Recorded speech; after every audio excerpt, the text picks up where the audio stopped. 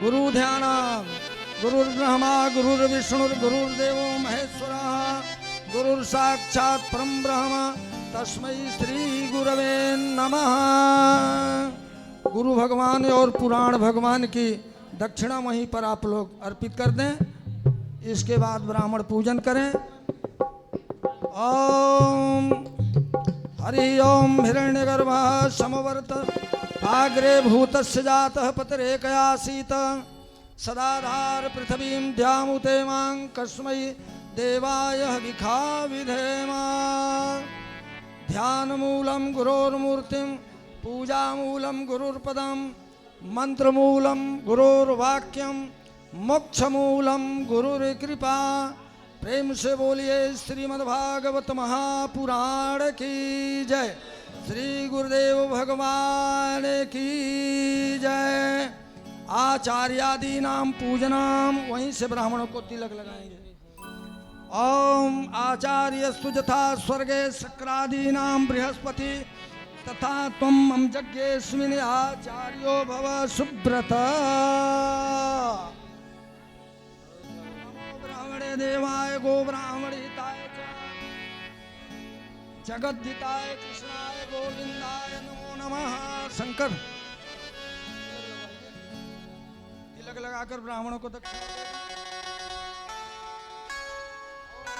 प्रसादात धरणी धरोहम विप्र प्रसादात कमलाभरोहम विप्र प्रसादात अजिताजितोहम विप्र प्रसादात मम राम नामः।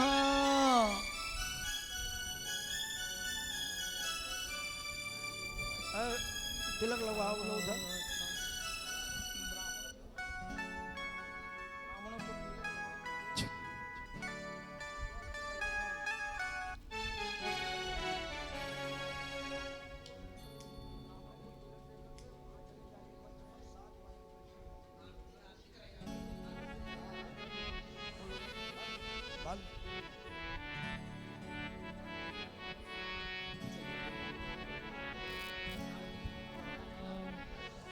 बोलिए बाके जले ज्वाला की जले ज्वाला थले ज्वाला ज्वाला पर्वत मस्तके त्रैलोक्य व्यापिनी ज्वाला ज्वाला देवी नमस्ते हरिं ज्वाला मालिन्यै नमः।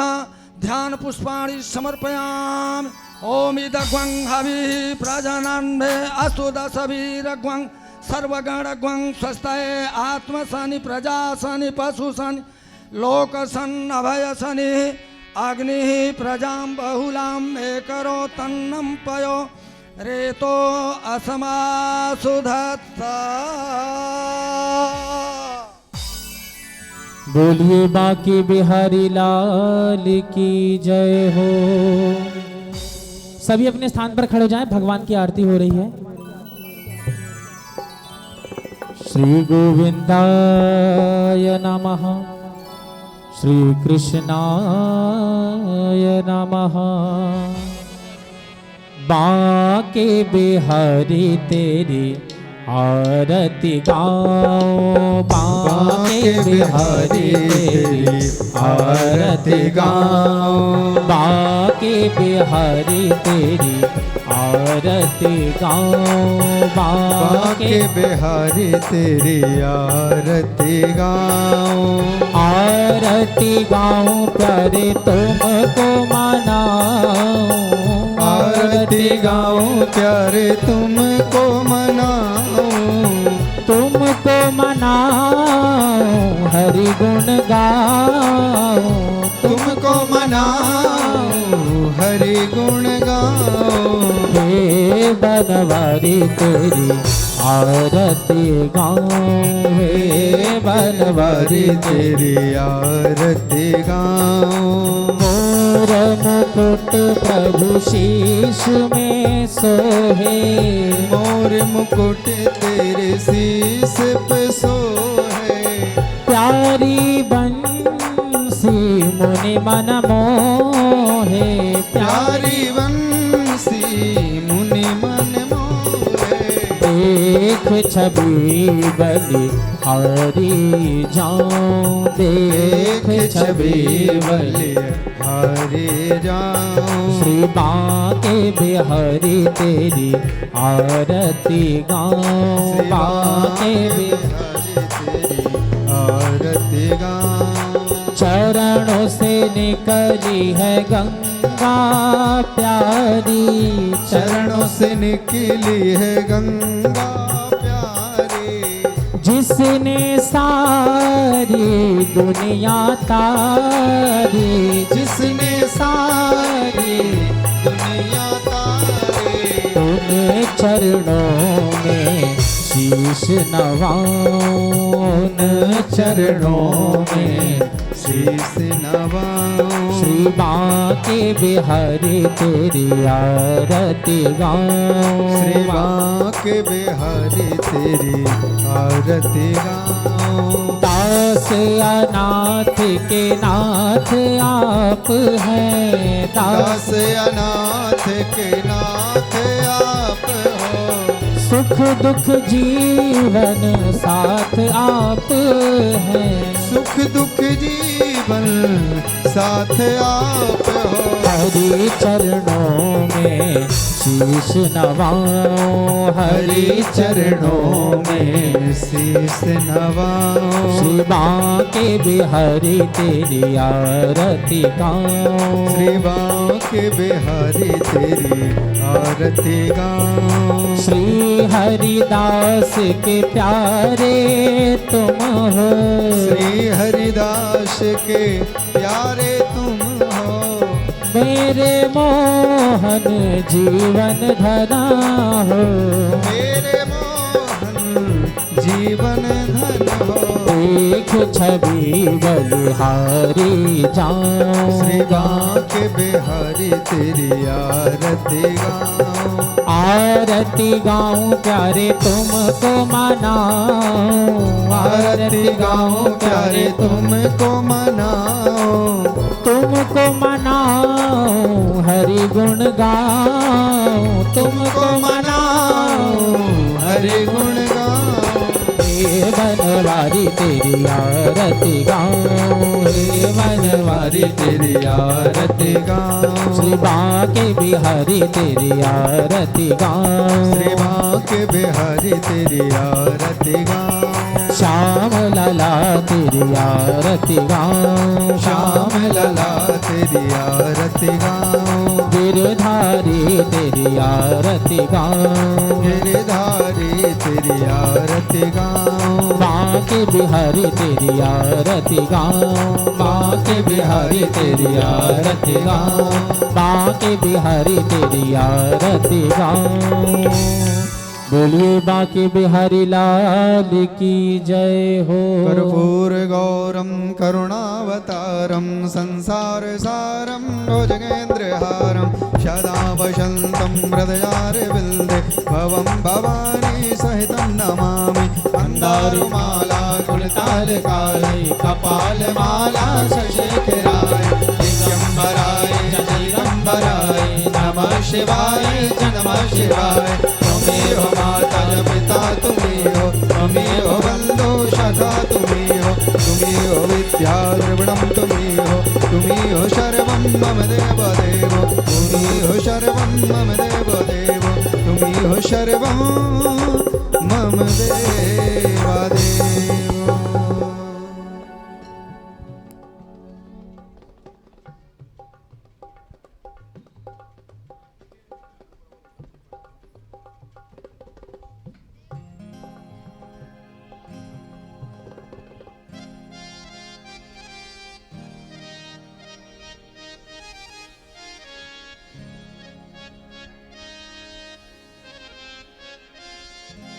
श्री राधे श्री राधे श्री राधे। सभी भक्त लोग अपने अपने स्थान पे बैठ जाए। सभी बैठेंगे अपने अपने स्थान पे।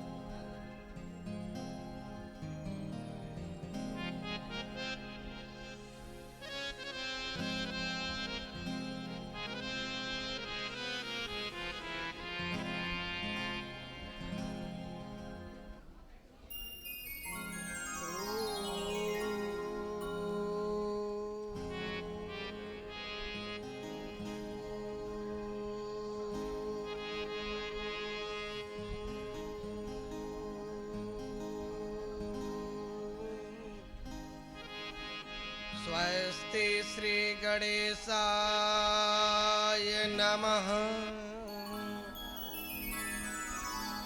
श्री राधा कृष्णाभ्यां नमः। श्री गुरुचरण कमलेभ्यो नमः। हरि ओम।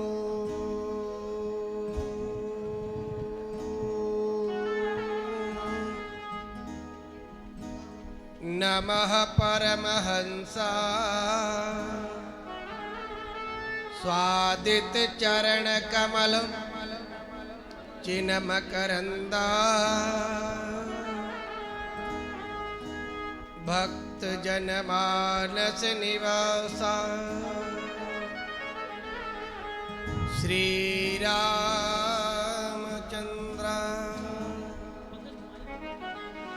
वराहपीडाभिरामं मृगमदितिलकं कुण्डलाकान्तगण्यं कञ्जाक्षं कम्बुकण्ठं इतमतिसुभगमुखं स्वाधरे न्यस्तवेणु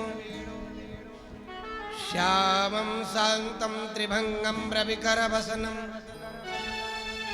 भूषितं वैजयन्त्यां वन्दे वृन्दावनस्थं इवति सवृतं ब्रह्मगोपालवेशम्। यो ब्रह्मरुद्रसुखनारदभीष्ममुख्ये आलिच्युतो न सहसा पुरुषस्य तस्य सद्यो वंशीकरणचूर्णमनन्तशक्तिं तं राधिकाचरणरेणुमहं स्मरामि। कृष्णप्रियं कलिमलग्नमनन्तमेढ्यं वृन्दावनान्तिपरिशोभितमृत्युदारं कारुण्यधाम कमनीयकिशोरमूर्ति गोवर्धनं गिरिवरं प्रणमामि नित्यम्।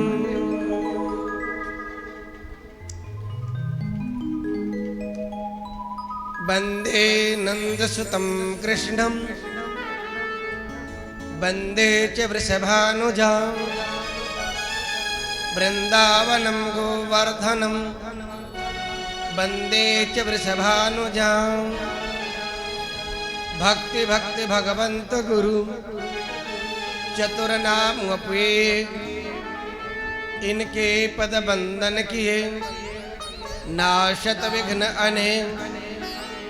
काली मेरी मात है मैं काली को दास जन्म जन्म मोहि दीजियो इन चरणों में वास। जय जय श्री राधारमण जय जय नवल किशोर जय गोपी चितचोर प्रभु जय जय माखन चोर जय जय माखन चोर। बोलो वृंदावन बिहारी लाल की जय हो। श्री राधा रानी की जय हो। काली मैया की जय हो। वेदव्यास जी महाराज की जय हो। सुखदेव भगवान की गुरुदेव भगवान की जय हो। संत वैष्णव भक्त चरणारविंद की गिरिराज धरण की नर्मदा मैया की जय हो। यमुना महारानी की जय हो। गंगा मैया की जय हो। रामेश्वर धाम भगवान की जय हो। श्रीमद् भागवत महापुराण की जय हो। जय जय श्री राधे जय जय श्री राधे जय जय श्री राधे श्याम।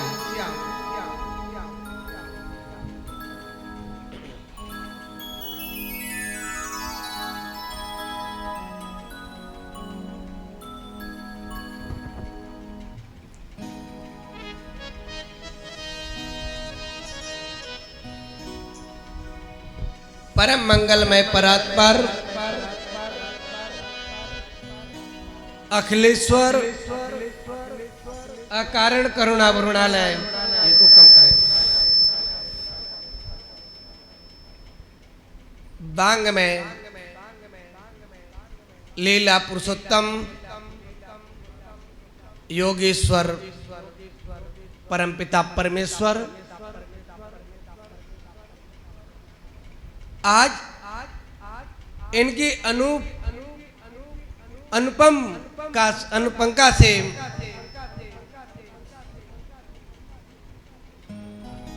हम और आप सभी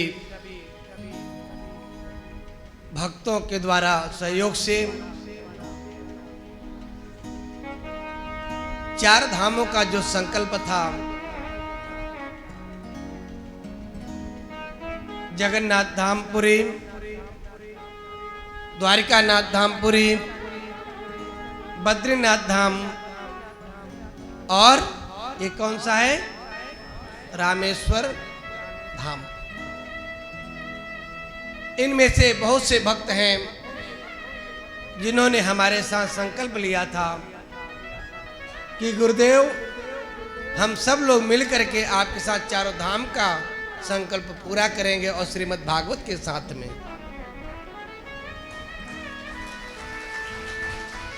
आज वह क्षण, वह घड़ी, वह मुहूर्त हम और आपसे के बीच में है, जिसमें से अभी कुछ ही महीने पहले हम सब लोग बद्रीनाथ धाम यानी उत्तराखंड का यात्रा संपन्न किए।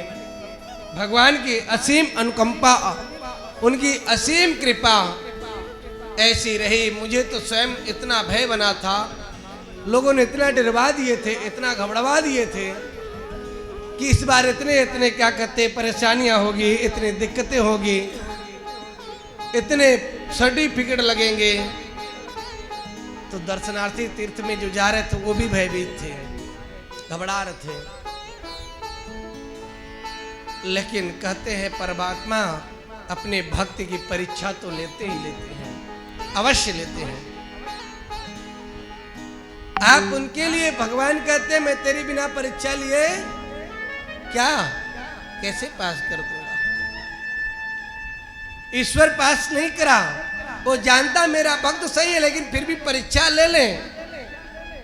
जैसे गुरुकुल में जब पढ़ने जाता है विद्यार्थी, तो गुरुकुल में क्या होता है, उस विद्यार्थियों को पढ़ाने वाला जो टीचर होता है, जो गुरु होता है, उसको पता होता है कि मेरे इतने बच्चे में से 100 बच्चों में से सबसे अच्छा पढ़ने में योग्य विद्यार्थी कौन सा है, उसको मालूम होता है। लेकिन अपने मन से उसको प्रमाणित नहीं करता है। क्यों? उसका क्या करता है, परीक्षा लेता है। पहले परीक्षा लेता है। हो सकता है जिसको मैं अंजाद कर रहा हूं कि सही है विद्यार्थी, परंतु उससे अच्छा कोई दूसरा हो जिसको मैंने समझ पा रहा हूं। इसलिए विद्यार्थी का परीक्षा लेते हैं, जो सबसे अच्छा होगा उसका रिजल्ट आएगा। तो परमात्मा भी परीक्षा लेते हैं सबका। हम लोग उत्तराखंड में गए, लेकिन उस उत्तराखंड की यात्रा में ईश्वर ने ऐसे साथ दिया, मेरे जगत जननी माँ भगवती विराट काली की ऐसी कृपा रही, मेरे सदगुरुदेव भगवान दंडी स्वामी कालिकानंद जी भगवान का मेरे ऐसे ऊपर कृपा रही कि हमारे साथ जितने भी दर्शनार्थी गए थे, किसी को मेरे ख्याल से एक खरोच भी नहीं आया होगा और ना किसी प्रकार की परेशानी हुई। ऐसी यात्रा संपन्न हुई, इतने खुशी खुशी में हुई और बढ़िया खुशी खुशी में गए और खुशी खुशी में हम लोग लौट के आ गए। और वही भगवान की ऐसी कृपा हुई, उन्होंने कहा अब साल भर में कथा करते थे, अब साल भर में नहीं, जल्दी करो। रामेश्वर भगवान बोले नहीं, जल्दी आओ, जल्दी आओ। मैंने सोचा था कि बैसाख आदि में करेंगे, लेकिन भगवान ने कहा नहीं, हम बैसाख का इंतजार नहीं कर रहे हैं। आप वहां से आए लौट करके मेरा अभिषेक करो, गंगोत्री का जल चढ़ाना है। परमपिता परमेश्वर की ऐसी कृपा रामेश्वर भगवान की हुई। मैं अपने कुछ लोगों से पूछा, कौशल्या बैठी, मिश्रा जी बैठे, पंचम जी बैठे हैं, अहिल्या बैठी, इसमें बस इतने होंगे ना, प्राय अधिकांश करके सब गए थे। सबसे चर्चा किए, बोले गुरु जी करिए। हमारे कानपुर से यशोदा मैया हैं बैठी, पंकज बैठी, इन सब लोगों का बहुत सहयोग है, बताएंगे इतने हैं। सभी की इच्छा हुई कि गुरु जी कर दूं। आया, भगवान की ऐसी कृपा हुई। और एक हमारे इस बीच में सावित्री यादव है, कोष्टक में गुड्डी, जिसका वास्तव में भगवान ने उसको चुन करके भेजा है अपना पार्षद, और कहा कि जा, जैसे मुझे इंजन बनाया, इंजन न हो तो डिब्बा बेकार है, और अगर डिब्बा है और इंजन है तो चल जाएगी गाड़ी, चलेगी ना, इंजन चलेगी और डिब्बा पीछे पीछे। और अगर डिब्बा ही ना हो तो इंजन भी बेकार। हाँ, बट डिब्बा खड़ा रहेगा, चलेगा नहीं, लेकिन इंजन दौड़ेगा, ये तो बात है, लेकिन अकेला दौड़ेगा, है ना। हम तो दौड़ सकते हैं क्योंकि भगवान ने मुझे भेजे दिया, जाओ दौड़ो, लेकिन अकेले ही आके दौड़ेंगे, भजन करेंगे। लेकिन जब उसके साथ डिब्बा हो, उसमें भक्त बैठे हों, जैसे अयोध्या से चले और कहाँ रामेश्वर में आए, उसमें ट्रेन में, लेकिन सभी भक्त आए अयोध्या में श्री राम के दर्शन रामेश्वर में करने के लिए। ऐसी सभी सवारी उस ट्रेन के हैं। तो अगर एक चीज मैं कहूं, एक के द्वारा अगर वो 10 लोगों को लेकर के, 20 लोगों को लेकर के भगवान के मार्ग में आता है, भगवान से जोड़ता है, तो भगवान सबसे पहले किसको देखता है? जो जोड़ा है, वो मेरा प्रिय भक्त है, उसने मेरे लिए उन भक्तों को जोड़ा जो नहीं आने के इच्छुक थे। जैसे मैं सुमन शर्मा जी से बात किया, सुमन शर्मा जी ने कहा, गुरु जी, स्वामी जी, मैं अपनी माता जी को भी लेता हूँ, 90 साल के हैं, 90 साल के अगर बद्रीनाथ धाम के कह देते तो हो तो मैं हाथ जोड़ लेता हूँ। लेकिन ऐसे उम्र के लोग गए थे बद्रीनाथ धाम में हमारे साथ, भगवान ने किसी प्रकार का कुछ नहीं हुआ किसी को, ऐसी यात्रा। तो कहते हैं आप एक बार परमात्मा के लिए निकल जाओ, भगवान आपके क्या करेगा? बाहों को पकड़ लेगा, आपके हाथ को पकड़ लेगा। ये भक्त मेरे लिए आ रहा है, ये मेरे लिए प्रेरणा दे रहा है, भक्तों को जोड़ रहा है, चलो रामेश्वर चलो, चलो भगवान के दर्शन करेंगे। एक अकेले तो आ रहा, लेकिन अपने साथ 10-20 लोगों को लेके आ रहा, 50 लोगों का आ रहा, 100 लोगों को लेके आ रहा है। उसके ऊपर आप सबका, जितने लोग आए होंगे ना, जिसका माध्यम जो बना होगा, वो उसकी भक्ति का फल 10% उसमें चला जाएगा, जिसको आपने जोड़ा है। आप लोग जितने आए हो ना, खूब भगवान की आगे अभिषेक करोगे, लेकिन आप सबका 10% मेरे पास आ जाएगा, और आपको जो जोड़ा होगा उसके पास भी चला जाएगा। जैसे कल्लू पटेल जी ने अपने कई लोगों को लेके आए, अरे पंजम पटेल जी ने, तो एक क्या है? एक माध्यम, प्रेरणा देना चाहिए। कहते जैसी बच्चा जब होता है घर में, तो उसका प्रेरणा स्रोत कौन होता है? माता और पिता होता है। माता पहला गुरु है, अब पिता दूसरा। माँ उस बच्चे को जैसी शिक्षा देगी, पुत्र वैसा ही मार्ग में निकलेगा। ऐसी जो प्रेरणा देता है, भगवान के प्रति जो जोड़ता है, वो भगवान उस भक्त के ऊपर बड़ी कृपा करता है, महती कृपा करता है। तो आज हम सभी लोग रामेश्वरम के लिए आए, रास्ते में भगवान ने कितनी परीक्षा लिया है ना। हाँ, ट्रेन आती 3 बजे, लेकिन कितने बजे आई? सब लेट। हैं? इतना विलंब ट्रेन आई तो कथा भी विलंब, भाई हर विलंब हो गया थोड़ी थोड़ी, लेकिन भगवान ने दर्शन कितना अच्छा दिया बताइए। हम लोगों ने परेशानी झेले, लेकिन भगवान ने कहा तू मेरे पास आ गया, अब तू परेशान नहीं होगा। रास्ते में देख लिया, तेरी परीक्षा ले लिया, लेकिन मेरे पास आएगा तो परेशानी बता दो। कितने लोग थे मंदिर के अंदर हमारे और आपके अलावा? हम लोग गए, सिर्फ हमको लगता मेरी पूरी टीम थी दर्शन के लिए, 2-4 और रहे होंगे। भगवान ने ऐसी कृपा दिया, नहीं तो लाइन लगी होती लंबी। ये भगवान की कृपा है। सुदामा के ऊपर रास्ते में भगवान ने क्या किया था? परीक्षा लिया था। और जैसी अंदर भगवान के द्वार के अंदर गया, प्रवेश किया, तो भगवान ने अपने सिंहासन पे बैठा दिया। तो मैं तो यही देखता हूं कि न जाने मेरी माँ भगवती और गुरु की ऐसी कृपा मुझ पे है कि पहले तो परीक्षा लेते हैं, खूब ठोंकते पीटते हैं, और जैसे जाओ तो भगवान कहते अब तो तू आजा, पहले तेरी परीक्षा हो गई है। ये हमेशा मैंने देखा, जिस तीर्थ में भी गया हूँ, जहां भी गया हूँ, ईश्वर बहुत ही सरल रूप में दर्शन देते हैं। कहीं कोई परेशानी नहीं होती है, कोई भीड़ भाड़ नहीं करना होता है। बद्रीनाथ धाम गए तो मेरे पूरे दर्शनार्थी जितने भी गए थे मेरे साथ, एक बार में सभी भागवत के अंदर में भगवान के अंदर लेके गए थे बिना किसी उसका। देखिए केदारनाथ में सुंदर दर्शन दिए, ऐसे रामेश्वरम भगवान। तो मेरे हृदय में उस समय आया, हे प्रभु ये क्या लीला है कि आप मेरे भक्तों के इतने सहज रूप में, ना भीड़ होती ना कुछ, सीधे कितनी जयकारा लगा रहे थे। आप इतने तेज बोल रहे थे, हमको लग रहा था कोई टोक न दे, धीरे बोलो धीरे बोलो। ऐसी आप लोग जोश आ गया था। 3 दिन की पूड़ी खा रहे थे हैं? और आज सुबह आए तुम्हारे कृष्ण भैया जो हैं, कृष्णा जोशी जी ने क्या सुंदर व्यवस्था किया।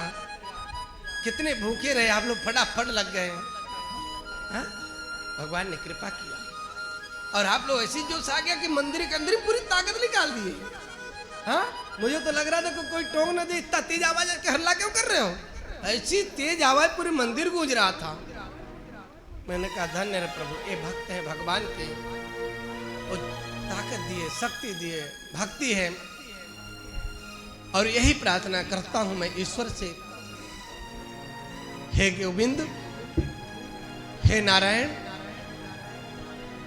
आप के द्वार में जो भी भक्त आवे, जो भी आकर के तेरे द्वार में मत्था टेके, उसकी झोली खाली न जाने पावे।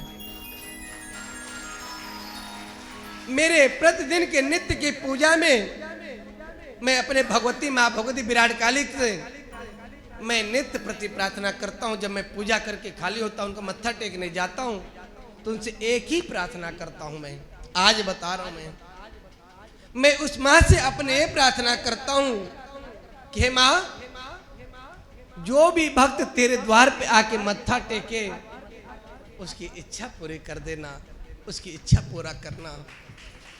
और माँ मेरी जो बैठी है वो पूर्ण इच्छा करती है, वो सभी जानते हैं। उसके द्वार पे जाया करके देखो, कभी खाली वापस नहीं आता है, कोई निराशा वापस नहीं लौटता है, वहां से झोली बलती है, इच्छा पूर्ण होती है। ऐसी माँ भगवती की कृपा है। तो आज आप सभी भक्त जितने आए हैं, आप सभी कहाँ आए हैं?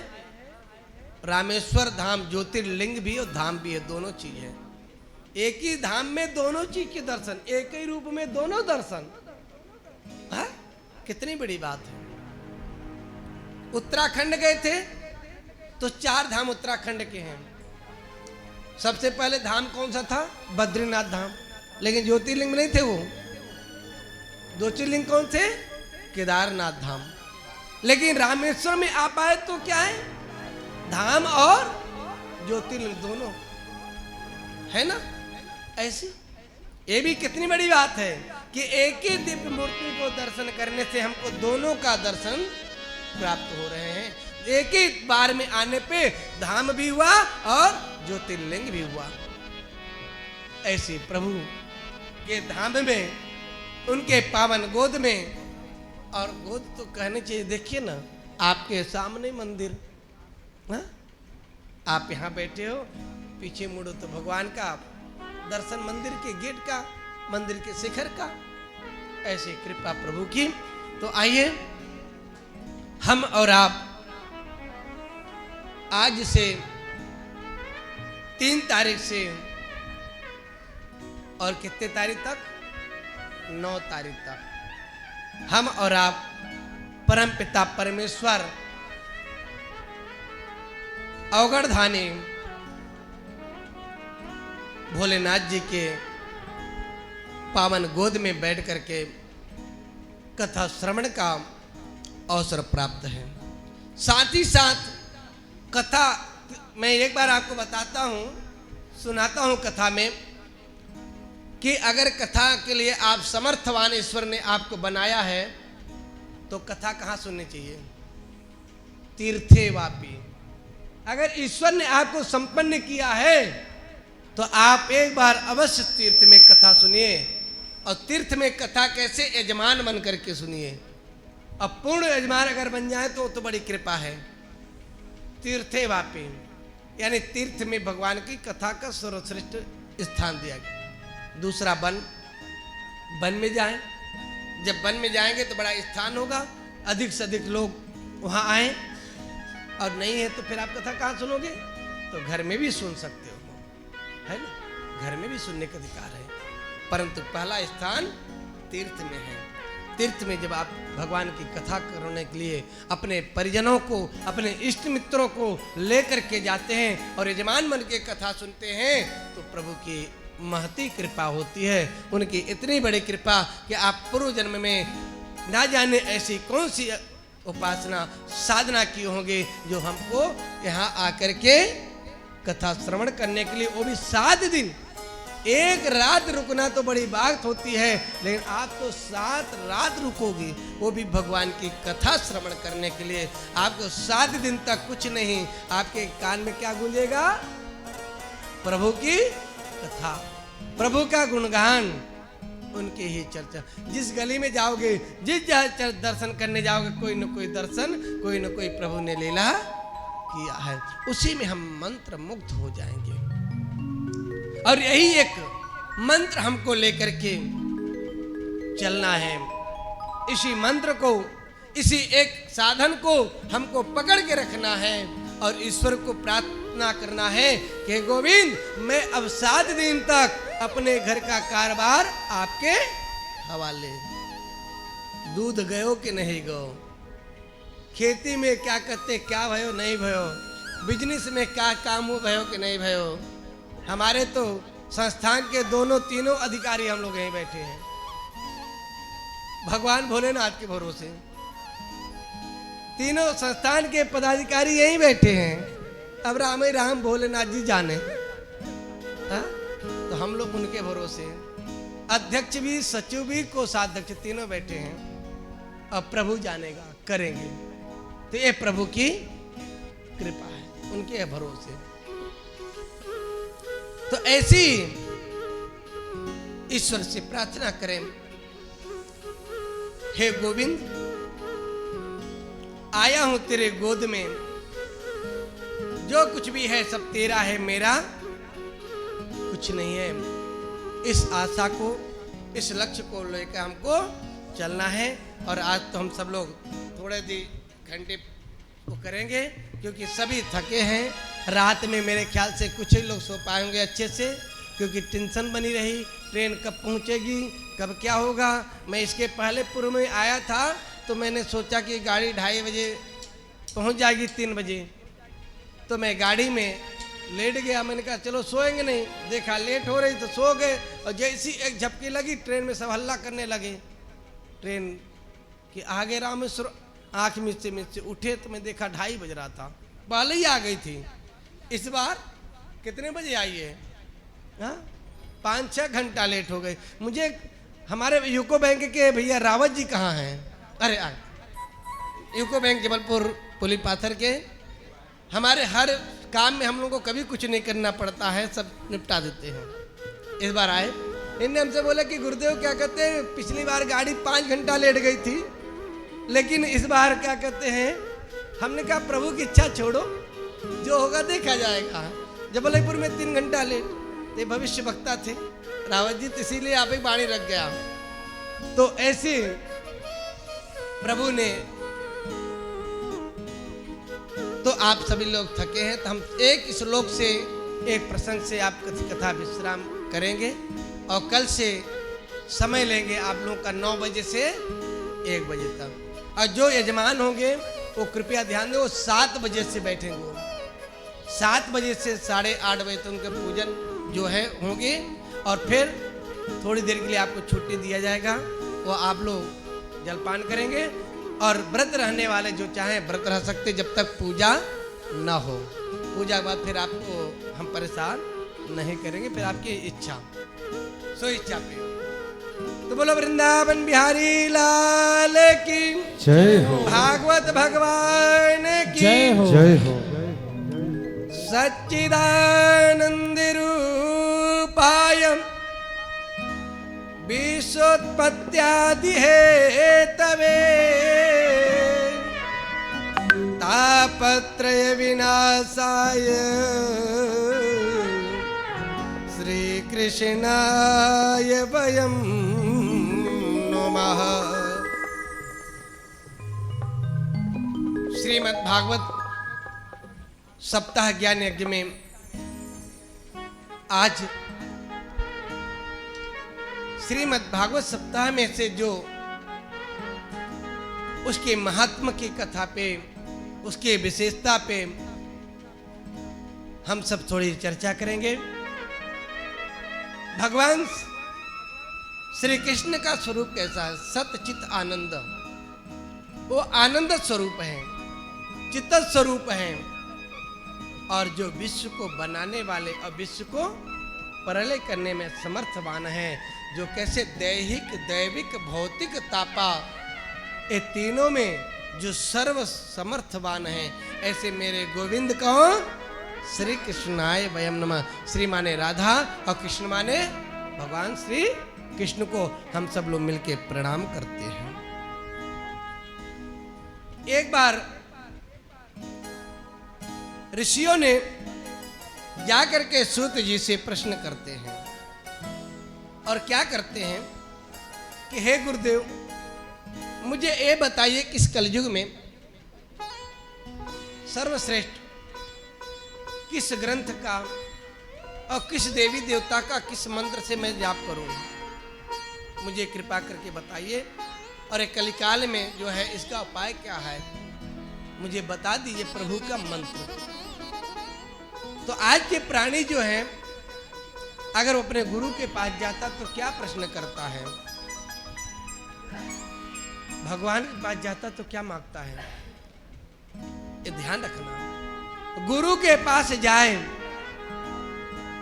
भगवान के दर पे जाए तो क्या मांगे, उससे क्या मांगना चाहिए, वो स्वयं सब देख रहा, लेकिन नहीं, क्या कहता है, हे गोविंद, अभी आप लोग रामेश्वरम भगवान के आज तो दौड़ दौड़ के दर्शन किए, फटाफट जगह बहुत खाली था, दौड़ के पहुंच गए। देखना कल परसों जा करके, आज तो भगवान ने कहा तुम लोग बहुत थके हो, खूब परेशान हो बेटा, तुम आ जाओ, कोई दिक्कत नहीं, कल जब जाओगे तो भगवान की याद आएगा पूरा। इतनी भीड़ भगवान के दरबार में लगी है, हा? तो आप पूरी रास्ते भर में मांग लोगे, जितने घंटे दर्शन में आपको लगेगा उतने में मांगते रहो, भगवान मेरे बिटिया की शादी हो जाए, या मेरे बेटवा की शादी हो जाए, या मेरे घर में ऐसा काम हो जाए, मेरा बिजनेस हो जाए। पूरे रास्ते जब तक दर्शन नहीं होंगे, जब तक रास्ते भर याद आता जाएगा, याद आ जाता। और हमको लगता है आज किसी की याद नहीं आया होगा कुछ मांगने का, क्योंकि खुले पहुंच गए, फटाफट दर्शन किए। मुझे तो पता नहीं चला मैं कितने जल्दी पहुंच गए, हाँ? फटाफट पहुंच गए, दर्शन किए, पंडित जी ने भागवत लिया और भगवान चढ़ाया, दक्षिणा दिया, हो गया। हम तो कुछ मांगे ही नहीं, हमने तो प्रभु आपकी कृपा से आपके धाम में आ गए, आपके गोद में हैं, आप जाने आपका काम जाने, दर्शन किए, चल दिए। तो भगवान के पास जावे तो खाली हाथ आए थे खाली हाथ जाओगे। तो गोविंद खुद जानता है। तो ऋषियों ने एक प्रश्न किया, भगवान से पूछा, संतों से पूछा कि गुरुदेव ये बताइए, मुझे उपाय ये बता दीजिए, कृष्ण प्राप्तिम करम सस्व साधनम तत्वदावधुनम। यहां जितने भक्त बैठे हैं वह सिर्फ परमात्मा से एक ही मांग मांगे, एक ही मांग रखें कि प्रभु मुझे वह उपाय बताइए, वह मंत्र बताइए जिससे कि मुझे परमात्मा की प्राप्ति हो सके, आपके दर्शन हो सके। आप किस मंत्र से, किस उपाय से आप प्रसन्न होंगे, ये मंत्र मांगिए, ये उपाय ढूंढिए, अपने गुरु के पास जाइए, मांगिए। सूत जी आज जो थे, आदि ऋषि जो थे, उन्हें एक प्रश्न किया शौनक आदि ऋषियों ने कि गुरुदेव मेरे उपाय का एक साधन दे दिए, वो क्या था? तो सूत जी उपाय बताते हैं। काल प्याल मुखग्रास त्रास निर्णास है तवे, श्रीमद् भागवतम शास्त्रम कलौकीरेण भाषितम। हे ऋषियों, अगर इस कलिकाल के काल से आपको बचना है तो सिर्फ एक उपाय है। वह क्या उपाय है? एक कलयुग है, एक कैसा है, एक हमारे जीवन कैसा है, एक बहुत बड़ा अजगर है, और क्या करा है? अपने मुंह को खोले बैठा है, अपने मुंह को खोला बैठा है, और किसकी? आपकी और मेरी इंतजार कर रहा। जैसे मेरे मुंह में आएगा मैं अपने मुंह को बंद करूंगा, तेरी मृत्यु हो जाएगा, अंत हो जाएगा। तो गुरुदेव इससे बचने का उपाय क्या है बताइए। तो वही क्या कहा कि कलयुग में सिर्फ क्या है? श्रीमद् भागवतम शास्त्रम, एक ये मात्र है कि जो श्रीमद् भागवत कथा को कलौकीरेण भाषिता, यानी कलयुग में जो इस कथा को श्रवण करेगा, जो इसका पठन पाठन करेगा, चिंतन करेगा, जिसकी कथा कराएगा, उस व्यक्ति को इस कलकाल से मुक्ति मिल जाएगी। चाहे कितना भी बड़ा अपराध किया हो, कितना भी बड़ा पाप किया हो, कितना भी बड़ा आपने मद आदि अभिमान अहंकार आदि करे होंगे, श्रीमद् भागवत कथा श्रवण करने से वह मुक्ति को प्राप्त हो सकता है। इससे अलावा कोई साधन नहीं है। जैसे कहा सुने तो वह क्या होता? एक बार राजा परीक्षित जो थे को कथा सुनाने के लिए कौन गया था? सुखदेव जी महाराज। राजा परीक्षित को श्राप दे दिया था ऋषि ने, समय के ऋषि ने। जब राजा को श्राप दिया तो श्राप में क्या दिया कि तेरे 7 दिन के अंदर मृत्यु हो जाए। राजा ने विचार किया मृत्यु तो मेरी होगी होगी, ऋषि का श्राप कभी खाली नहीं जाता है। और सत्य है, जो सही साधक होगा, ऋषि संत महात्मा और ब्राह्मण, तो उसका खाली नहीं जा सकता श्राप, वो जरूर श्राप मिलेगा। राजा जो था ज्ञानी था, बुद्धिमान था, वो समझ गया कि ऋषि का श्राप है, ये व्यर्थ नहीं जाएगा।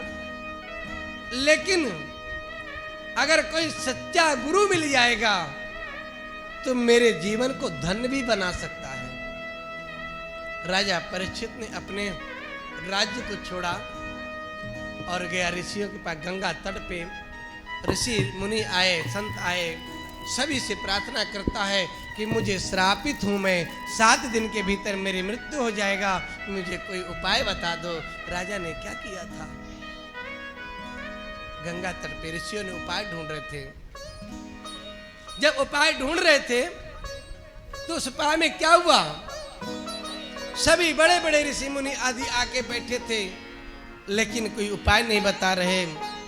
उसी बीच में कौन आया था? सुखदेव जी महाराज। सुखदेव जी महाराज जब आए, राजा परीक्षित ने पैर पर छालन किया, पैरों को धोया, गुरु वंदना किया, गुरु को प्रार्थना किया।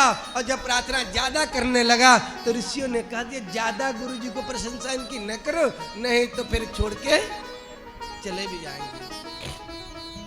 आप अपने काम के मतलब रखिए, गुरु से बात करिए, क्या चाहिए, उपाय बताया। वही राजा परीक्षित को सुखदेव जी जब कथा सुना रहे थे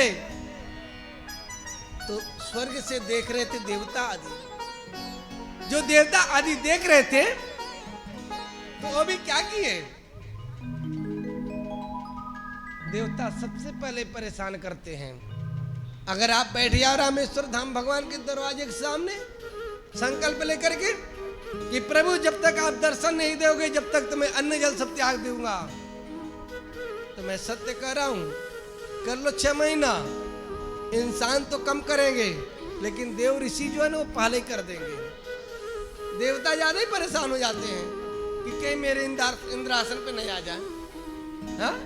तो घबरा गए देवता लोग, सोचे ये क्या, राजा परीक्षित को ये अमृत रूपी भागवत जैसे ग्रंथ का पान, एक कलयुग का इंसान प्राणी, और हम देवता आदि हैं, हम इससे वंचित हैं, क्या करें। राजा को सुखदेव जी जब कथा श्रवण करा रहे थे तो आज ऋषि जो देवता थे, इंद्र आदि देव, सुखदेव जी के पास पहुंचे हाथ जोड़ करके, और स्वर्ग का अमृत का कलश लेकर के आए, और उस अमृत के कलश को लिया और किसको, सुखदेव जी को दे रहे हैं कि हे प्रभु, इस अमृत को इस राजा परीक्षित को पिला दीजिए, लेकिन श्रीमद् भागवत रूपी अमृत हमको पिला दीजिए। सुखदेव जी ने देखा, सुखदेव जी ने ध्यान किया, स्वयं एक संत थे, ईश्वर थे, साधक थे, समझ गए कि ये देवता सिर्फ मतलब से आए हैं। ये देख रहे कि राजा परीक्षित इसको पान न करने पावे, इसको व्यवधान कर दो, क्योंकि स्वर्ग का अमृत जो पिएगा तो इसका आवागमन मना रहेगा, लेकिन जो श्रीमद् भागवत रूपी ग्रंथ को पी लेगा सच्चे मन से, वो परमात्मा के चरणों में स्थान उसको मिल के ही रहेगा, मिल के रहेगा, उसको कोई टार नहीं सकता। तो देवता व्यवधान डालने आए। सुखदेव जी ने कहा, ठीक, इस अमृत को तुम लाके यहां दे रहे हो, कुह सुधा कुह कथा लोके कुह काछ कुह मणिर महा।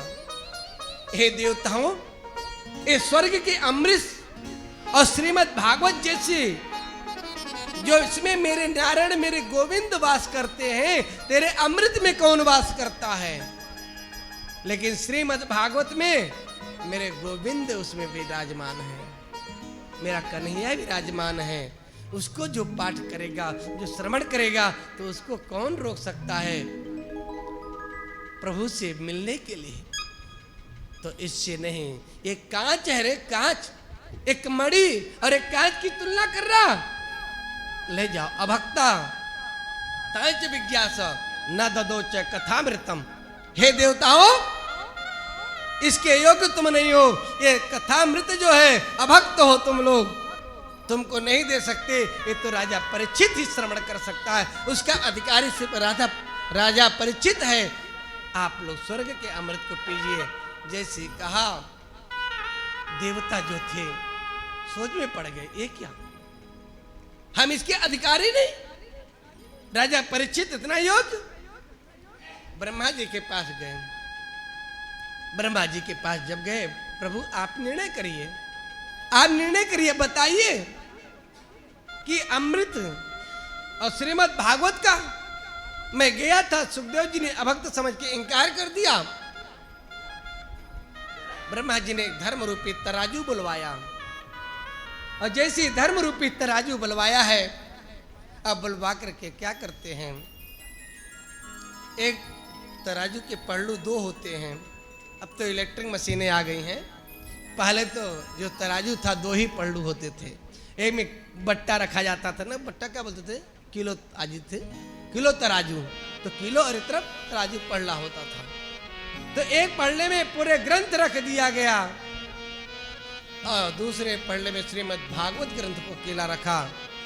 और जैसे ही रखा तो क्या देखा, भागवत तो जिस ग्रंथ रखा था जिस पल्लू में, उसको उठाए तो वो क्या नीचे ही रह गया, उठा नहीं। और जिसमें ग्रंथ रखे थे वो पूरे के पूरे उठ गए। देवता देख करके आश्चर्य में पड़ गए, परेशान हो गए। ये क्या, समझिए कि वास्तव में श्रीमद् भागवत कोई पुस्तक नहीं है, कोई किताब नहीं है, वो तो मेरे नारायण बैठे हैं, मेरे गोविंद उसमें विराजमान है। प्रत्यक्षम कृष्ण एवं ही। ये श्रीमद् भागवत जो है, ये भागवत ग्रंथ में मेरे प्रभु जो है सूक्ष्म रूप में आके बैठे हैं। कभी और कथा में बताएंगे कैसे। आज वही कथा हमको और आपको श्रवण करने के लिए मिल रहा है, जिसको देवताओं को नहीं मिला। और वो भी देवता को जब नहीं मिला तो हमको कहाँ मिल रहा है सुनने को लिए, ये पान करने के लिए। बताइए, धाम में, वो भी रामेश्वरम धाम में। कितने बड़े भाग्यशाली आप हैं कि ऐसी प्रभु की कथा को हम और आप आके यहाँ बैठ करके श्रवण कर रहे हैं उनके गोद में। इसको कहते हैं न जाने आप किस जन्म में ऐसे आपने पुण्य किए थे जो आज वो उदय हुआ है और प्रभु के गोद में बैठ करके हमको कथा श्रवण करने का अवसर प्राप्त हुआ। प्रेम से बोले, जैसे वहां बोल रहे थे, मिलके बोले और सारे बोले। आज देवर्षि नारद जी जो थे भ्रमण कर रहे थे। और जैसी देवर्षि नारद जी भ्रमण करते जा रहे थे तो नारद जी देखते हैं कौन क्या कर रहा। नारद के कई लोग अर्थ गलत निकालते हैं, गलत नहीं है, आगे बताएंगे। जा रहे थे, वो भी भगवान के सत्संग करने के लिए, ढूंढने के लिए निकले जा रहे थे। भगवान का भजन करेंगे, 12 महीना 24 घंटा नारायण नारायण नारायण जपते हैं। क्या करें, हम लोगों का काम क्या है, संतों का क्या काम है, कुछ नहीं। संत तो संत, वो तो सिर्फ भगवान के भक्ति में डूबा रहता है, जो होगा देखा जाएगा, कुछ नहीं परवाह किसी का। चलो प्रभु के नाम, प्रभु के लिए भजन करो, जो होगा सो देखा जाएगा। नारद जी निकले भ्रमण करने, भ्रमण करते हुए जा रहे थे। और जैसे भ्रमण करते जा रहे थे तो उन्होंने सोचा क्या करूं, मैं तो जा रहा हूं। और इधर से एकदा ही विशालायाम चत्वार ऋषयोत्मला सत्संगार्थम समायात दद्रीसु तत्र नारद। देवर्षि नारद जी तो भ्रमण में निकले ही थे। उधर 4 ऋषि जो थे, वो कौन, सनक, सनंदन, सनातन, सनत कुमार, ये चारों वो भी निकले सत्संग हेतु कि चलो अपन सत्संग करने। जैसे आज हम और आप सब सत्संग करने आए हैं। आज की डेट में रामेश्वरम में कम से कम 20-25 कथाएं तो हो रही होंगी यहाँ, इससे कम नहीं हो रही होंगी पूरे रामेश्वरम धाम के अंदर। सभी लोग क्या विचार किए, चलो प्रभु का सत्संग करने चलेंगे, इसी बहाने भगवान के दर्शन होंगे, भगवान की कथा को श्रवण करने को मिलेगा। ऐसे वो कुमार जो थे 4, उनने भी यही विचार किया, चलो अपन तीर्थ भ्रमण करने चलते हैं। ऋषि मुनि सब बैठ करके भक्तों के बीच में सत्संग करेंगे, कथाओं को सुनेंगे और कथा सुनाएंगे। ऐसे आज चले, जैसे जा रहे थे भ्रमण करते हुए, देवर्षि नारद जी भी आ रहे थे। दोनों का आपस में मिलन हो गया। और जैसे दोनों मिले तो संत वो भी संत ये भी, तो संत एक जब दूसरे को मिलते हैं तो संत की डिग्री नहीं बराबर होते हैं। हाँ? आईपीएस अधिकारी जो होते तो बराबर है, कलेक्टर वो भी, कलेक्टर तो भी, बस जिला चेंज है। हाँ?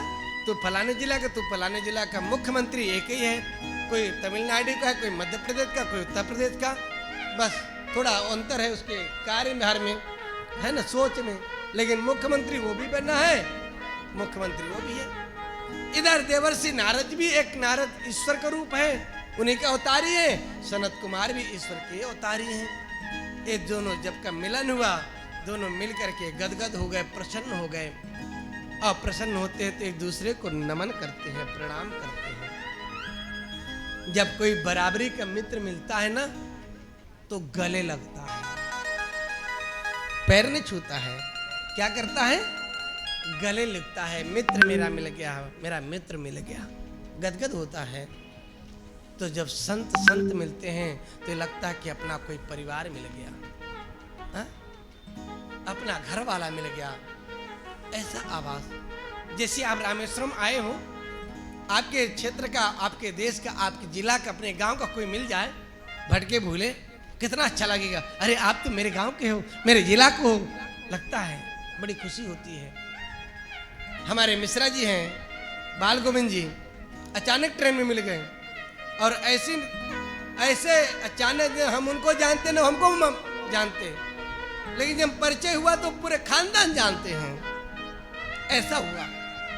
सोचिए, ट्रेन में ही मिला हुआ मुलाकात हुई है, जो कि पूरे हर चीज जानते हैं, क्षेत्र को, परिवार को, हर गांव, पड़ोसी, ऐसा। लेकिन हमारी कभी मुलाकात नहीं। हाँ, अचानक प्रभु मिला है, बड़ा अच्छा लगा हम लोगों को, दोनों को, ऐसा होता है।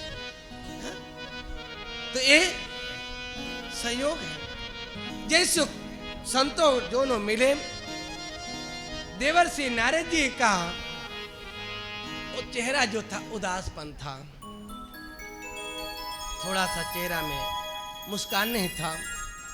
जब कभी कोई मिले, जैसे मैं सावित्री जी हमेशा मुस्कुराती रहती, जब से मेरे से मिली हैं हमेशा मैं देखा वैसे प्रसन्न। और एक कभी हमसे थोड़ी सी अनमनी मिलेगी तो हमको अजीब से लगेगा ना, अजीब से होगा कि कोई ना कोई कारण तो होगा, दुख का जरूर होगा। तो देवर्षि नारद जी हमेशा भगवान के भजन में मस्त में डूबते रहते थे, सभी जानते थे इनको कोई दुख नहीं, कोई परेशानी नहीं, ये तो फक्कड़ है, मस्त है। लेकिन आज कोई ना कोई इस मुख में इसके दुख का कारण है, कोई ना कोई दुख है। पूछा कुमारों ने कि देवर्षि मुझे ये बताओ, तुम्हारे इस चेहरे पे उदासपन क्यों है? आप इतने प्रसन्न रहने वाले व्यक्ति उदासपन क्यों हैं?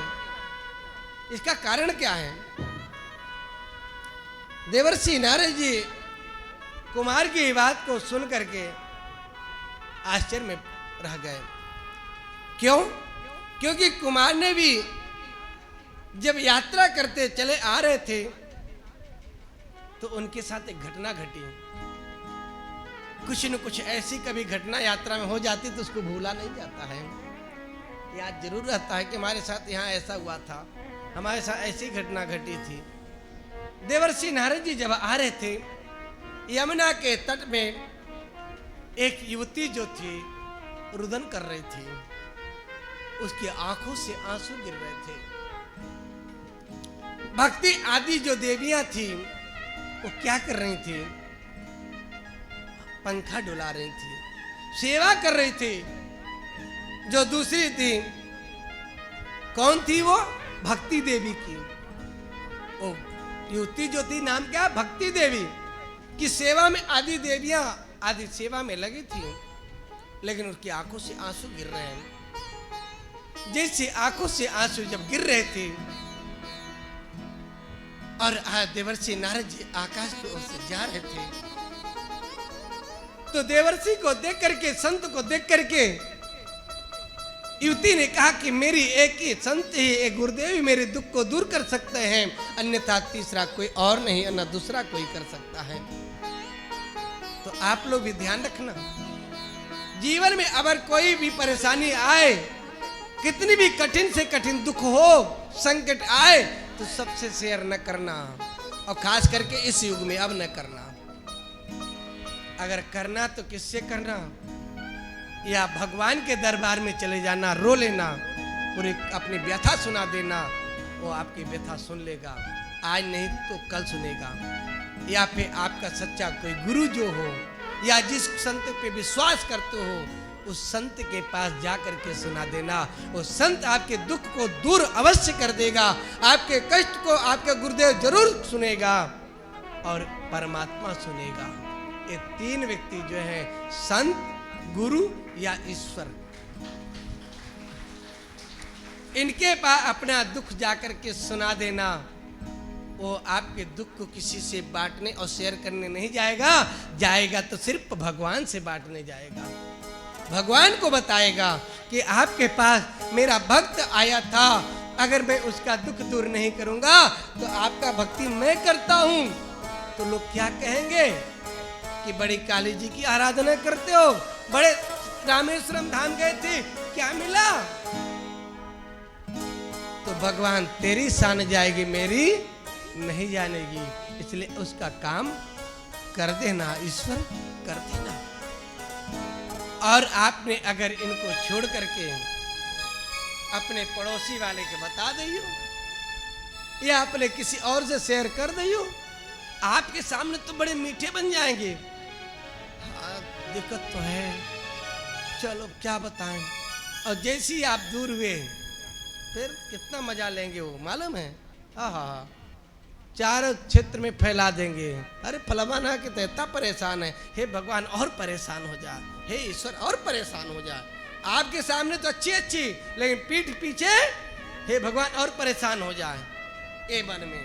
इसलिए आप लोग जीवन में ध्यान रखना, अपने कोई भी दुख है, कोई भी पीड़ा है, तो अपने सच्चे गुरु के पास जाना, या कोई सच्चा संत मिल जाए उसके पास, या फिर भगवान के सामने जाकर के रो लेना, उसको सुना देना कि प्रभु मेरे ये दुख है, मेरी ये पीड़ा है। वो आपके दुख को अगर सही नहीं करेगा तो आपको परेशान भी नहीं करेगा।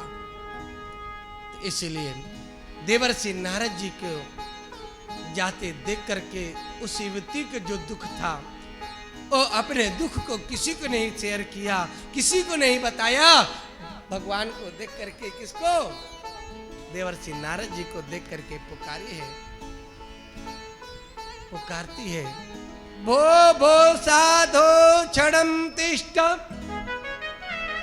मैं चिंतामपि नासरम् दर्शनं तव लोकस्य सर्वथा गहरं परम्। हे साधो, भो भो क्षणं तिष्ठ, थोड़ी देर के लिए रुक जाइए। हे साधो, हे गुरुदेव, मेरे दुख के कारण आप थोड़ी देर के लिए रुक जाइए, थम जाइए। जैसे कहा, देवर्षि नारद ने कहा कोई युवती मुझे पुकार रहे, वही रुक गए। देवर्षि नारद जैसे रुके हैं, रुक करके क्या करते, देखा उस युवती को, पूछा कि क्या कारण है, क्या हो गया है, बताया, सुना। और सब कारण पूछ करके उसी समय देवर्षि नारद जी ने अपनी सब बात बताई, किसे? जा करके कुमार से। क्यों भक्ति क्या बोली, अपनी परिचय दी, मैं भक्ति हूं। ये मेरे दो पुत्र हैं, ज्ञान और वैराग्य, ये अचेत पड़े हैं। प्रभु, हे गुरुदेव, मेरे दोनों बालक मेरे सामने, मैं एक माँ हूँ, दोनों मूर्छित पड़े हैं, मैं कैसे बर्दाश्त कर सकती हूँ अपने बच्चे को, आंखों अपने देख रही हूँ ऐसे मूर्छित। गुरुदेव कुछ उपाय करिए, गुरुदेव कोई उपाय करिए, ये बालक मेरे दोनों खड़े हो जाए, चैतन्यता आ जाए। गुरुदेव ने सुन करके उन बालकों के लिए गीता का पाठ सुनाया, वेद का पाठ सुनाया। जब तक कान में ध्वनि रहती वो बालक खड़े हो जाते हैं, खड़े हो जाते हैं और खड़े होकर ध्यान देते हैं। और जैसे ही उसकी आवाज बंद होती बालक पुनः मूर्छित हो जाते हैं, अचेत हो जाते हैं। कोई उपाय नहीं। नारद जी थक गए, ये उपाय करते करते नहीं हुआ। गुरुदेव मैंने इतनी युक्ति किया, कुछ नहीं हुआ, अब कृपा करके आप ही बताओ अब कौन सी उपाय है, कौन से मैं उपाय करूं? उस भक्ति के दुख को दूर मुझे करना है, आप मुझे उपाय बता दीजिए और कुछ नहीं चाहिए। अब देखिए वह संत किसके लिए जीता है? हा? संत अपने भक्तों के लिए जीता है, अपने लिए नहीं जीता है। इसके लिए अपने भक्त के लिए जीता है। देवर्षि नारद जी ने उस भक्ति के दुख को दूर करने के लिए कुमारों से प्रश्न किया, गुरुदेव आप उपाय बताइए मुझे, मैं भक्ति के दुख दूर करना चाहता हूं। जैसे बताया सुना, ऋषियों ने बताया एक उपाय, वह क्या है? अगर करना ही चाहते हो भक्ति के दुख दूर तो जाकर के श्रीमद् भागवत कथा सप्ताह ज्ञान यज्ञ कराओ। ये श्रीमद् भागवत कथा अगर आपने श्रवण करा दोगे तो भक्ति के दुख का निवारण हो जाएगा। बताया गए भक्ति के दुख के दूर के लिए, और कहा और कैसे होगा? तब देवर्षि ने पूछा, गुरुदेव जब मैंने गीता सुनाया, वेद आदि सुनाया, उससे कोई असर नहीं पड़ा, तो गुरुदेव ये बताइए ये भागवत को जब मैं श्रवण कराऊंगा तो इससे क्या असर पड़ेगा, इससे क्या हो जाएगा? तब बताए कि देवर्षि आप लोगों ने मेरी कथा को बार बार सुने होंगे, मैं कथा से बाहर बहुत कम जाता हूं, मुझे भी बहुत दृष्टांत आते हैं, 2 4 नहीं, 100 नहीं, हजारों दृष्टांत आते हैं। मुझे भी उपाय बताना बहुत आता है, लेकिन श्रीमद् भागवत में बताया गया है, सप्ताह ज्ञान यज्ञ के नियम बताया गया है कि जो श्रीमद् भागवत का मुख्य कथा है उसको सुनाना चाहिए। लेकिन आजकल कथा तो कम सुनाते हैं और आगे तो आप सब जानते हैं।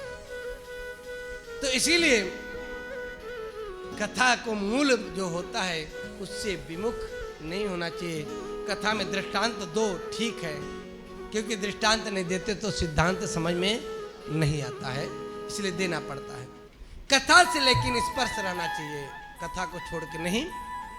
तो यहाँ क्या मैं आप लोगों को कथा के माध्यम से बताते हैं, इस भागवत में लिखा है, कुमारों ने बताया देवर्षि नारद जी को कि देवर्षि आप कह रहे कि मैंने गीता का पाठ सुनाया, वेद सुनाया, उससे कोई फर्क नहीं पड़ा।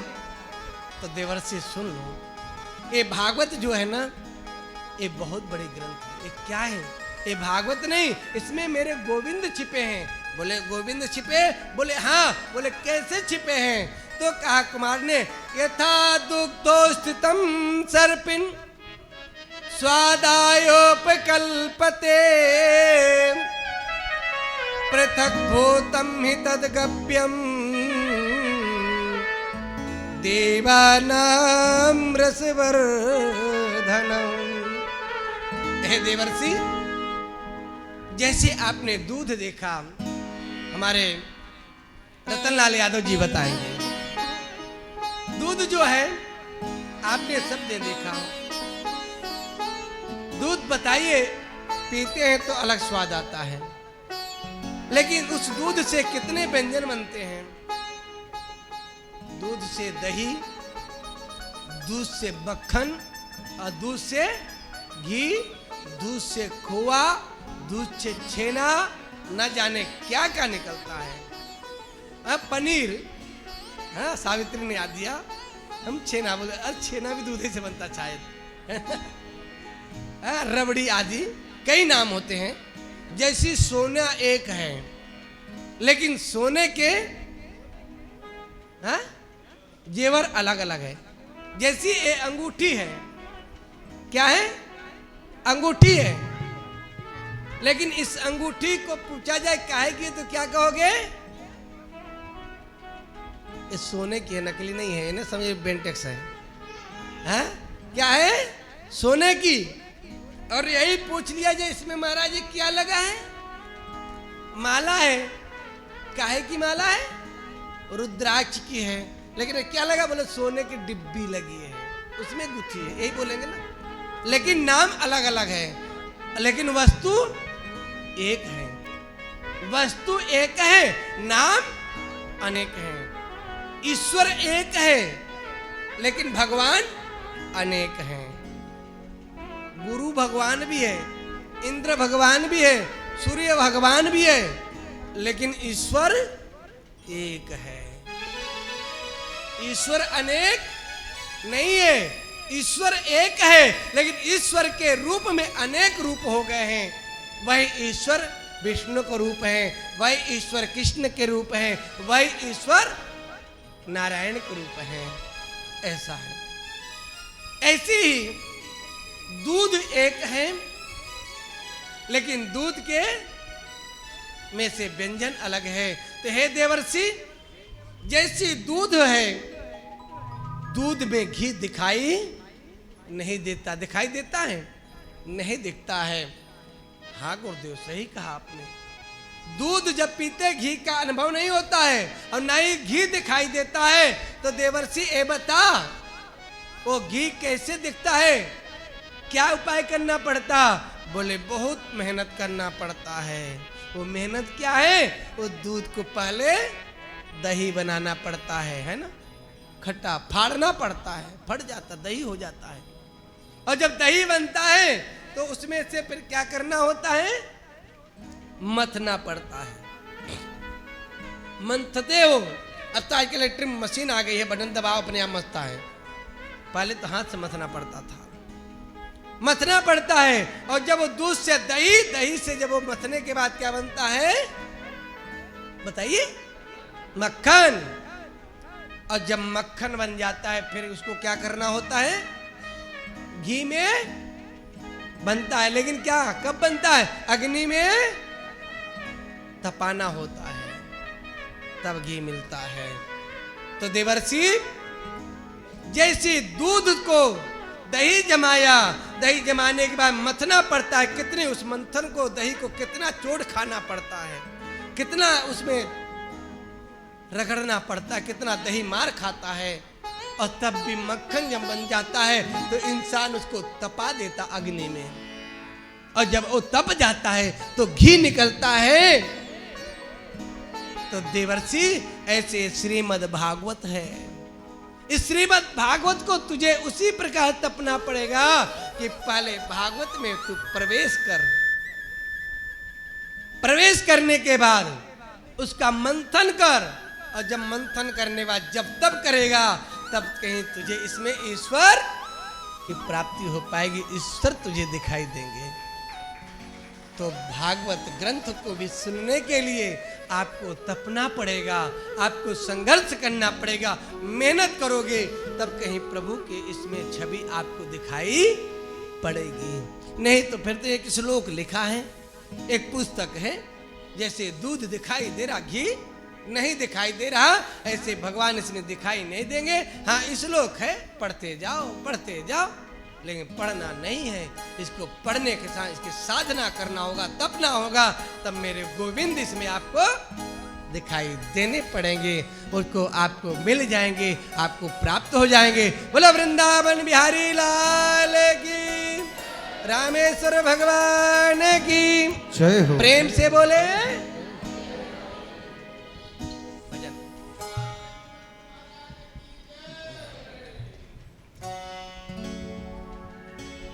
राधे।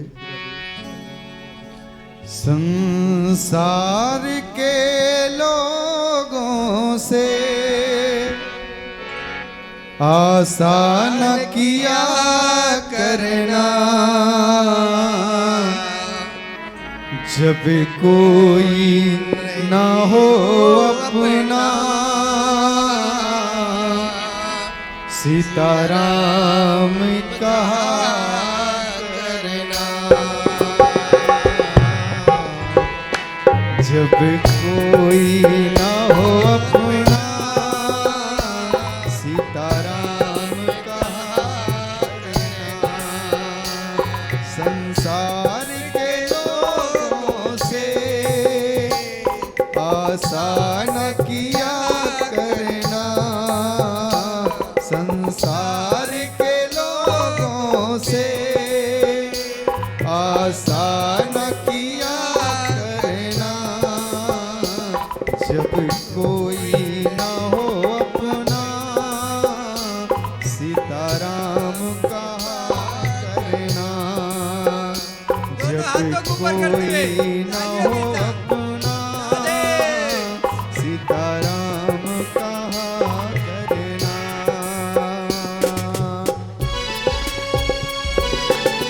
के संसार में जब कोई नहीं तो कौन होगा? मेरे राम होंगे, मेरे कृष्ण होंगे, मेरे देवी होंगी। राधे।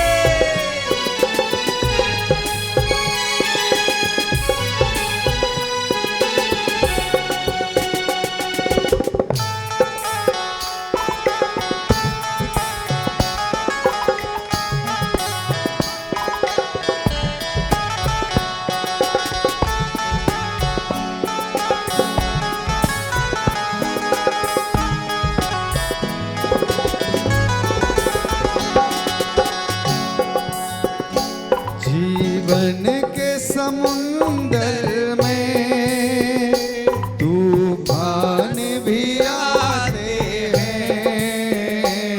जीवन के समुंदर में तूफान भी आते हैं।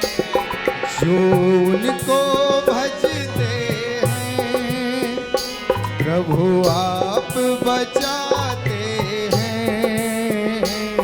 जो उनको भजते हैं, प्रभु आप बचाते हैं। वो याद ही आएंगे, वो याद ही आएंगे। तुम याद किया करना। जब कोई ना हो अपना, सीताराम कहा करना। जब कोई ना हो अपना, सीताराम कहा करना।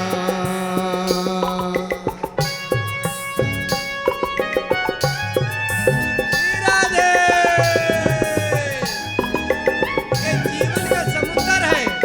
समुद्र के किनारे बैठो ना, ये समुद्र है। इस समुद्र में न जाने कितने लहरें आएंगी और न जाने कितने हमारे जीवन में ठोकरें आएंगी। श्री राधे।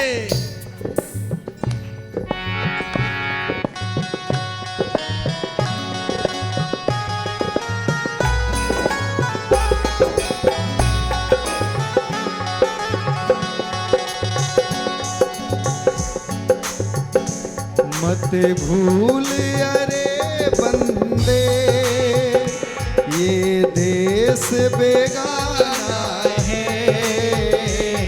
मत भूल रे बंदे, ये देश बेगाना है। इस दुनिया में आकर के वापस भी जाना है। इस दुनिया में आकर के वापस भी जाना है। माया के चक्कर से, माया के चक्कर से दिन रात बचा करना। जब कोई ना हो अपना, सीताराम कहा करना। जब कोई ना हो अपना, सीताराम कहा करना।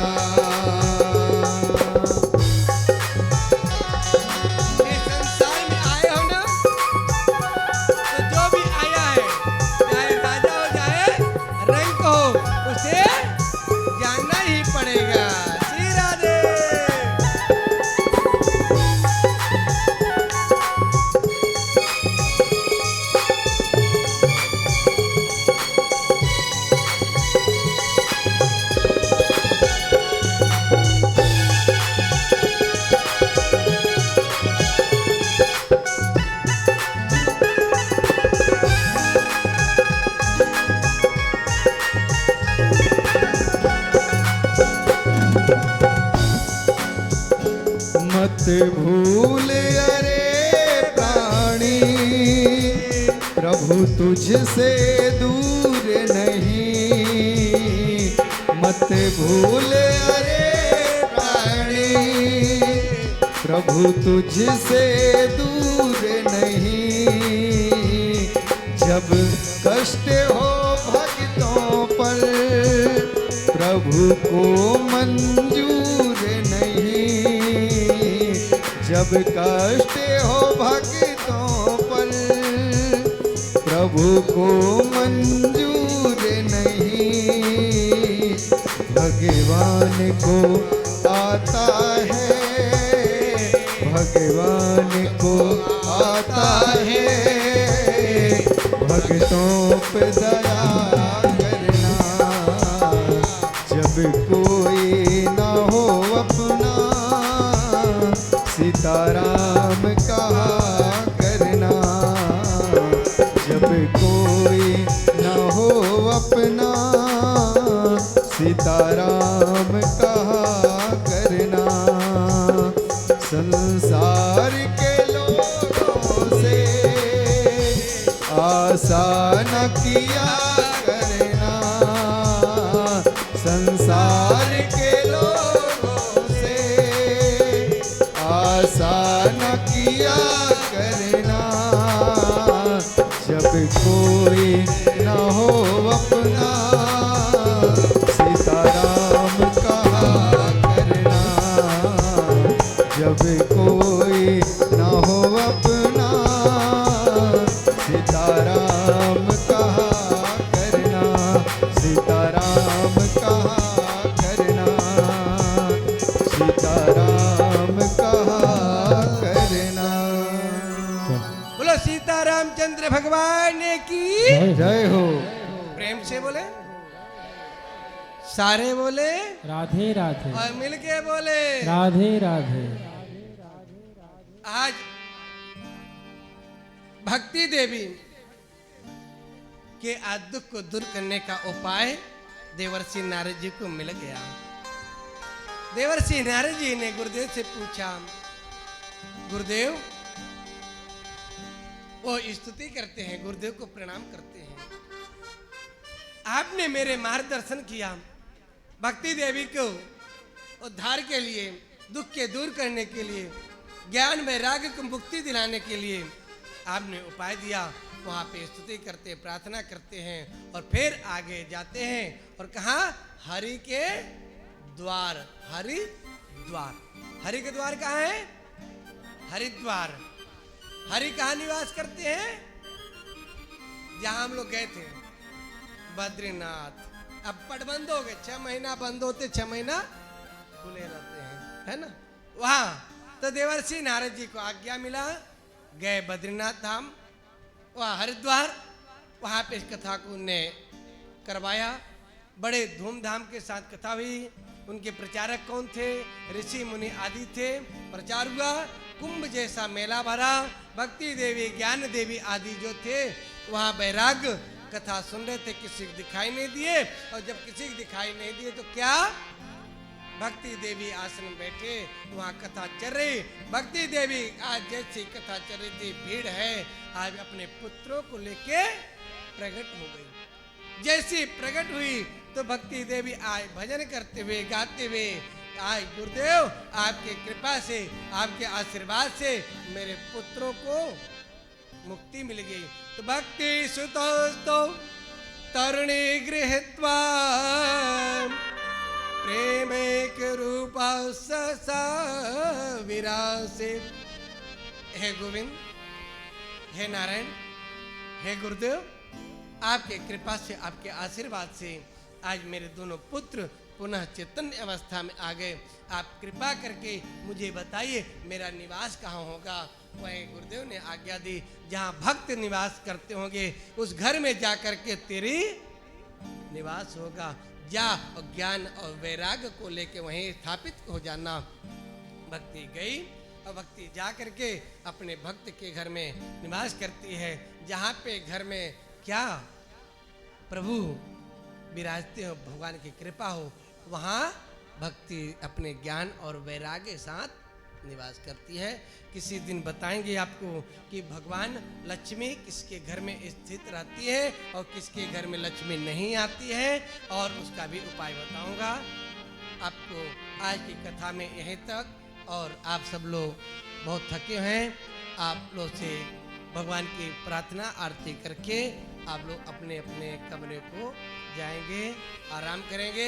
कल एकादशी भी है, सर्वे शाम आज भी थी कल भी, लेकिन कल सर्वे शाम, कल व्रत आप लोग जिनको रहना हो सूचित कर देंगे। कल व्रत रहेंगे, और जिनको भोजन करना होगा भोजन की व्यवस्था रहेगी। कल जितने लोग गंगा जल गंगोत्री से लेके आए होंगे, और जो नर्मदा जल लेके आए हो, या जो गंगा जल जिनके पास गंगोत्री के न हो, वो सभी लोग कल अपने गंगोत्री का जल को यहाँ पे पूजन कराएंगे सभी।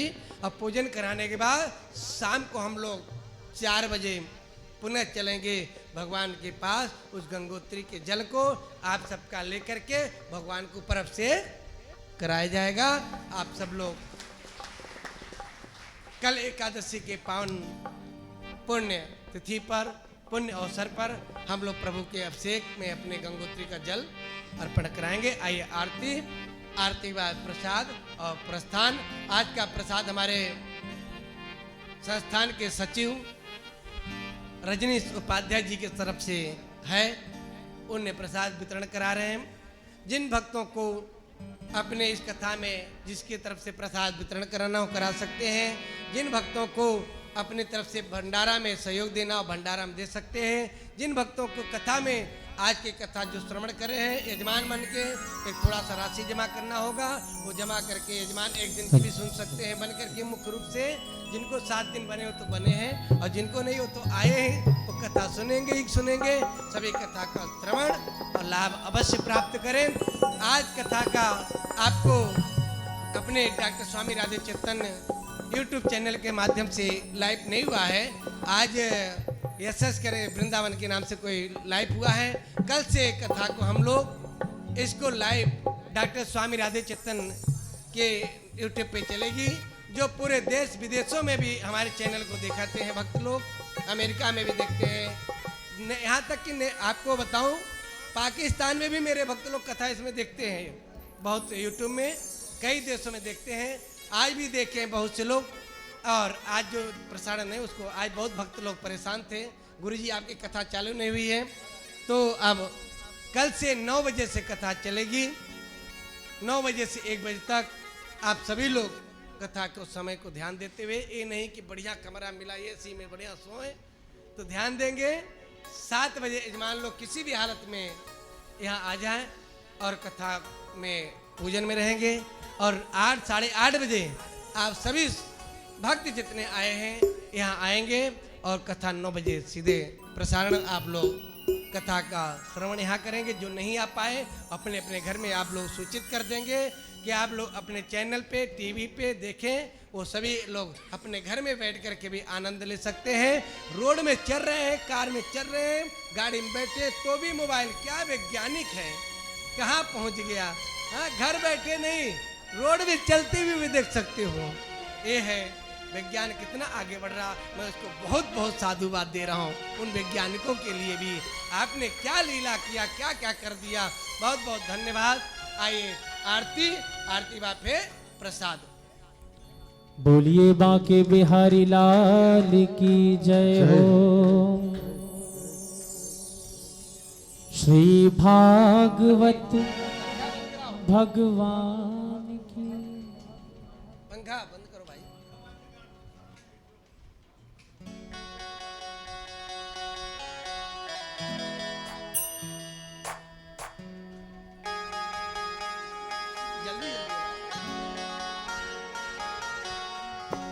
बोलिए बांके बिहारी लाल की जय हो।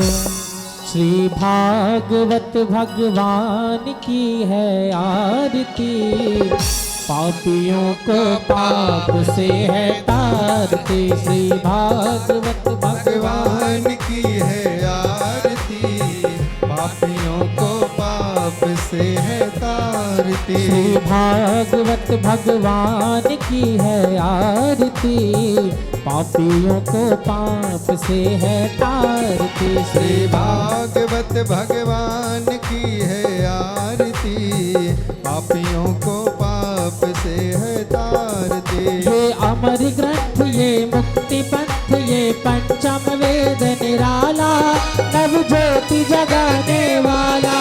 ये अमर ग्रंथ ये मुक्ति पंथ ये पंचम वेद निराला, नव ज्योति जगाने वाला। श्री राम यही घनश्याम यही, श्री राम यही घनश्याम यही, जग के मंगल की आरती, पापियों को पाप से है तारती। श्री भागवत भगवान की है आरती, पापियों को पाप से है तारती। ये शांति गीत पावन पुनीत, श्रापों को मिटाने वाला, हरि दर्श दिखाने वाला। ये शांति गीत पावन पुनीत, पापों को मिटाने वाला, हरि दर्श कराने वाला। ये सुख करनी ये दुख हरनी, ये सुख करनी ये दुख हरनी, ये मधुसूदन की आरती, पापियों को पाप से है तारती। श्री भागवत भगवान की है आरती, पापियों को पाप से है तारती। ये मधुर बोल जगफंद खोल, सतमार्ग दिखाने वाला, बिगड़ी को बनाने वाला। ये मधुर बोल सदपंथ खोल, सन्मार्ग दिखाने वाला, बिगड़ी को बनाने वाला। श्री राम यही घनश्याम यही, श्री राम यही घनश्याम यही, सबके महिमा की आरती, पापियों को पाप से है तारती। भागवत भगवान की है आरती, पापियों को पाप से है तारती। कर्पूर गौरम करुणावतारम, संसार सारम भुजगेन्द्रहारम, सदा वसंतम हृदयारविंदे, भवं भवानी सहितं नमामि। अंतर माला कुर्ताल काल, कपाल माला शशिखराय, दिगंबराय च दिगंबराय, नमः शिवाय नमः शिवाय। त्वमेव माता पिता त्वमेव, त्वमेव बन्धु सखा त्वमेव, त्वमेव विद्या द्रविणं त्वमेव, त्वमेव सर्वं मम देव देव। गुरुर्ब्रह्मा गुरुर्विष्णु गुरुर्देवो महेश्वरा, गुरुर्साक्षात् परब्रह्म तस्मै श्री गुरुवे नमः। अच्युतं केशवं रामायणं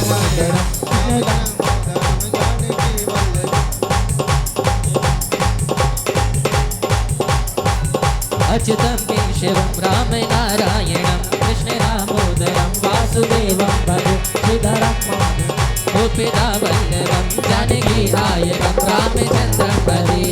हरे राम राम राम हरे हरे, हरे कृष्णा कृष्णा कृष्णा हरे हरे, हरे राम राम राम हरे हरे, हरे कृष्णा कृष्णा हरे हरे, हरे राम राम हरे हरे, हरे कृष्णा कृष्णा हरे हरे, हरे राम राम हरे हरे, हरे कृष्णा कृष्णा हरे हरे, हरे राम राम हरे हरे, हरे कृष्णा कृष्णा हरे हरे, हरे राम राम हरे हरे, हरे कृष्णा कृष्णा हरे हरे, हरे कृष्णा कृष्णा हरे हरे, हरे कृष्णा कृष्णा हरे हरे, हरे कृष्णा कृष्ण कृष्ण हरे हरे। जैन शीतलिगणं पुष्पे देख्यादिवन्द्रम् आत्मा